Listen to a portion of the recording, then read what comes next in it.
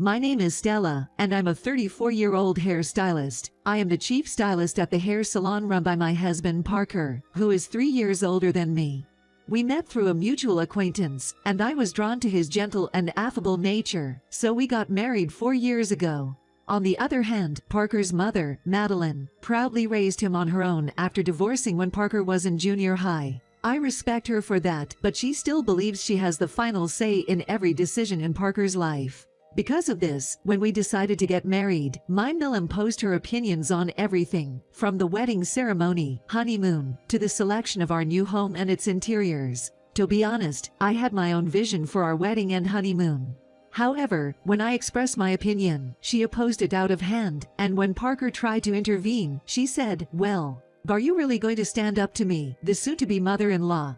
You know the saying, pearls to swine. You don't need a wedding like that." What a joke. I can't imagine what the future holds for you if you start behaving like this now. I wonder how your parents trained you. Not only did she refuse to listen to me, she even dissed my parents. Honestly, it made me apprehensive about the future, and even my parents suggested reconsidering. However, Parker apologized for his mother's interference, admitting it was rude, and passionately expressed his desire to build a happy home with me in front of my parents. Seeing his sincerity, both my parents and I believed that even if conflicts arose with my mill in the future, he would stand by my side, so we decided to go ahead with the marriage. In the end, we complied with all of my mill's wishes for the wedding and our home. My mother advised, sometimes you have to make sacrifices. Although you might have reservations, making her happy now might benefit you in the long run. So I agreed. But now, I deeply regret that decision made 4 years ago. 4 years later, Parker, I'd like to discuss something about our business. What? I have a Chamber of Commerce meeting tonight, so I'm quite busy. Yesterday it was a meeting with the local business association, and now this. Last week you had dinners and get-togethers every night. When exactly can we sit and talk? Come on, these are all essential for our business, right? You don't seem cut out to be an entrepreneur's wife, Stella, haha. I'm not complaining, but with our business expanding to 3 salons now, it's only natural for me to want to discuss our operations, right? Look, I've left the management of the salons to you, right? Your one strong point is your hairstyling skills, given you don't have much of an educational background or come from a notable family. It's a given that you should use that skill to boost our sales. So why do you expect me to handle it? Isn't that weird? No, not again. Our salon business, which we started from scratch, now boasts 3 branches, and we're even considering opening a 4th by the end of the year. That was all very well, but at the same time that the business was growing steadily and I was gaining popularity as a young manager, Parker began to look down on me more and more. It started with comments about my education, and then it escalated to mocking my appearance, clothing choices, and even comparing me unfavorably to stylists from rival salons. Moreover, if I put off doing something he asked or didn't respond to his texts right away, he'd give me the silent treatment. When this happens, he comes home late and leaves the meals I prepare untouched. He'd conspicuously order food delivery or grab a sandwich and coffee from a convenience store. What's worse, he'd spend his time at his mother's place, which is on a different floor of our apartment building, even taking baths there. At first, I was frantic, wondering how to appease him. Out of fear of further upsetting him, I'd still prepare meals and get the bath ready, knowing he wouldn't use them. I'd send messages and get no reply, often staying up all night waiting for him. And in the midst of all this, my mill would chime in with her jabs, saying things like, "I knew you were a handful, but this is something else, haha." Excuse me, why is Parker ignoring me? What could be the reason? You're telling me you have no idea. I can't believe it. LOL. Did I do something wrong? Are you mad at me? If you've heard anything from Parker, please tell me. Why should I bother explaining to someone who can't see their own faults? Isn't it pointless? LOL. She just laughed it off without giving an answer. After a while, when my nerves began to fail, he would say, "I'm home. I'm hungry. What's for dinner tonight?" As if nothing had happened, he would nonchalantly return home. Back then, I would feel relieved, thinking, thank goodness, he spoke to me. However, over time I unconsciously started to walk on eggshells, always trying to please Parker and constantly gauging his mood. It was only when the new stylist, Natalie, who joined us this spring, pointed it out bluntly, that I realized this. On that day, Parker was giving me the silent treatment as usual. I hadn't had breakfast or dinner, and wasn't speaking to anyone. Not wanting to waste food, I packed the leftovers into a lunchbox and brought it to the store. As I was quietly eating my makeshift lunch, Natalie approached me. "Stella, did you make that lunch yourself?" "Yay. It's just leftovers from last night, though. I know it's not my place as a newbie, and especially as it seems to be a personal matter between you and Parker, but do you realize that Parker is trying to control you?" "What? Control me? What do you mean? I could be wrong, but isn't Parker deliberately ignoring you?" "Yay, he is. I thought so. I've noticed him doing it. While he's all smiles with everyone else in public, he ignores you even when you try to talk to him in the staff room. And when he thinks no one's looking, he pushes your hand away rudely. And then, that lunch of yours. Grilled mackerel and meat and potatoes. It's obviously just last night's leftovers, isn't it? There's a huge difference between the colorful and nutritious lunches you usually make and this." When Natalie said that, she shared with me, "Actually, it was like that before my mom split from my real dad."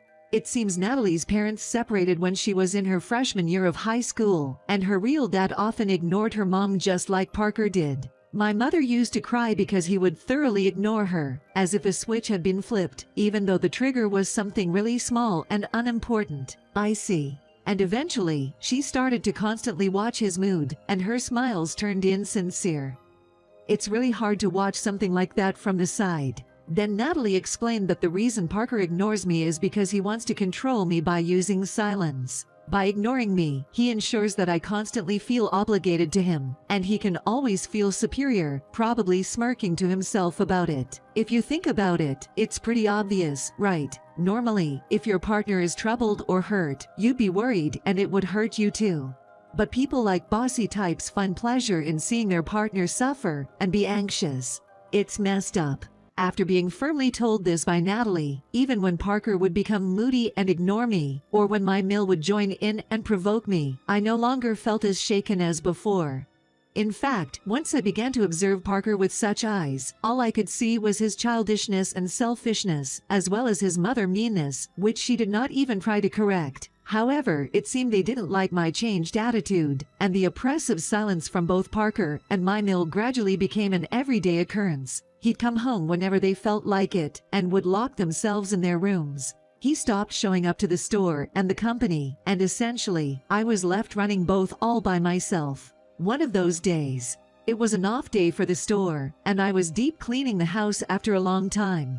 I usually rely on the Roomba and Brava, but the weather's nice, so I thought I'd clean every nook and cranny today. Thinking this, I started by cleaning the windows while playing my favorite music on my smartphone, when suddenly Parker and Mimel came into the house without a word. As they plopped down on the living room couch, they said, "Since your husband and Mill are seated right here, how about making some tea for us? You're such an inconsiderate wife, lol." Totally. But thankfully, we'll be saying goodbye to you soon, lol.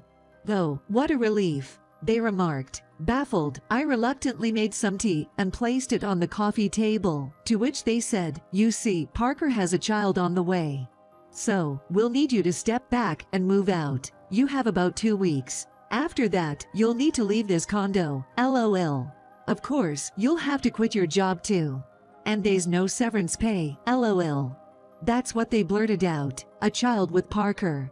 Does that mean he cheated? And I have to move out, lose my job, and no severance pay? Even for a couple in a Cold War state, the sudden barrage of news left me with my head spinning, unable to comprehend what was happening. His next wife is nothing like you, lol. She comes from a wealthy family and graduated from a top women's college. Plus, she trained in Paris, the beauty capital, afterward. There's no way you can compare, so you better give up quickly, lol. She's 3 months pregnant, so I want to settle things and make her feel secure as my wife soon. That's right, I'm so excited. I'm sure we'll have a wonderful child, they rambled on. So, being 3 months pregnant means the result of an affair, right? Yes, so. What's your point? It's just that Sophie and I met out of order. We were truly tied by the strings of fate. I see. And because you want to remarry your fated partner, you want me to leave. That's what we've been saying, LOL. You're so slow to catch on, LOL. Seeing the giggling attitude of Parker and Mymel made my head feel like it was about to burst. Feeling the need for some time to think, I asked them to leave. Well, I guess it'll take time for you to wrap your head around it. Fine, Parker said, retreating to Mymel's room. After that, I didn't feel like continuing the cleaning, and just sat on the floor. But when I looked up, the only light in the dim room was the glowing screen of my phone. It was a call from Natalie. Natalie. Stella. Where are you right now? Are you at home? I responded with a simple yes, and Natalie said she'd come over right away, then hung up. About 30 minutes later, Natalie showed up, holding 2 bulging eco bags. Sorry to intrude. I just bought some random food and drinks. Cheerfully saying that, she washed her hands and started setting out the deli food she'd purchased. After fetching glasses from the kitchen, she poured some craft beer, which she mentioned was her recent favorite, and handed me a spoon, urging, "Let's eat before it gets cold." I took a bite, and the taste of a fluffy omelet with rice filled my mouth. It's delicious. Told you, right? Their omelet is just divine. She smiled brightly and said, "I got various dishes, so please savor each one." It then struck me that I hadn't eaten since having some coffee and toast that morning. Until that point, I'd felt completely numb, but realizing I was hungry made me feel more human. After eating silently for a while and having some beer, Natalie started, "I got a mass email from the boss saying you'll be leaving the store by the end of the month." I told her about Parker and Mymel demanding a divorce and that I leave the store. Natalie was silent for a moment, then looked me straight in the eyes and asked, "What do you want to do, Stella?" "You mean what I want, not what I should do.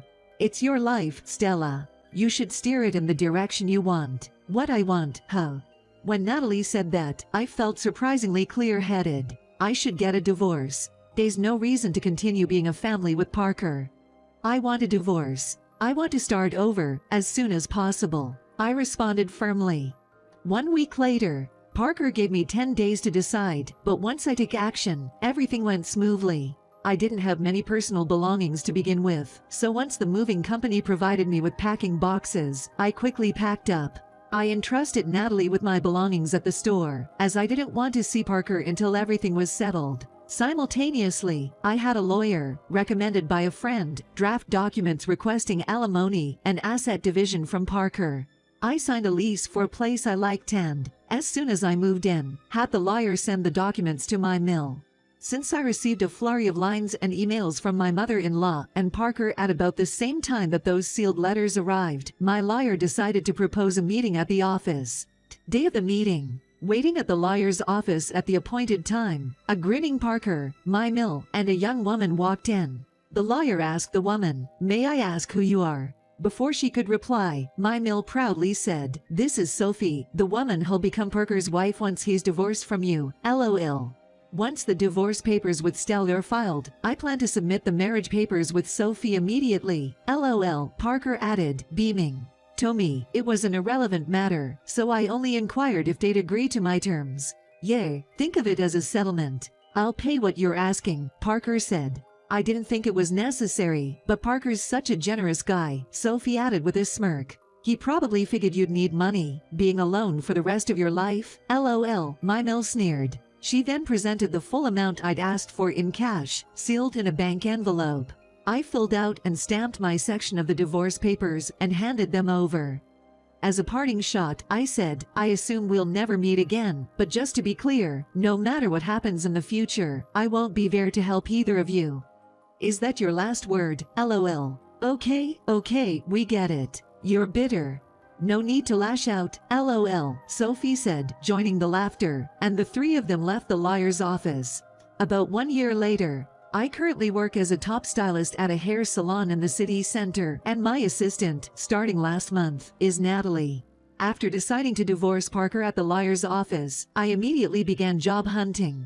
I'd won several competitions and had been featured as a popular stylist on a beauty website, so I easily found a new job. I lived comfortably without touching the alimony or assets. Furthermore, I began dating a man I met at a joint training session with my current salon's affiliate. Surprisingly, I feel free and content every day. So, where are you going on your next date? Natalie teased. Hey, don't mock your senior.